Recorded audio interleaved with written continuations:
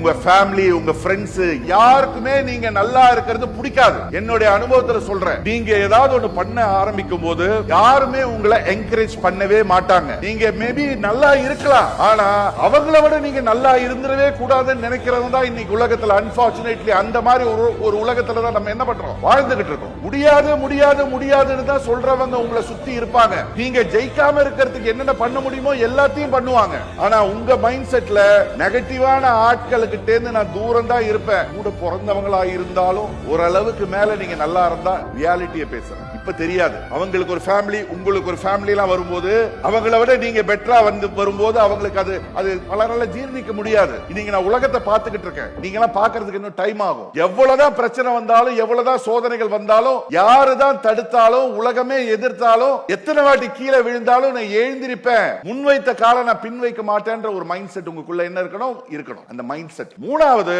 தைரியமா கனவு காண ஆரம்பிங்க. கனவுகள் இல்லாதவங்க வந்து பாத்தீங்கன்னா என்ன பொறுத்த வரைக்கும் எவ்வளவு திறமசாலிகளா இருந்தாலும் அவங்களால அவங்க இலக்கை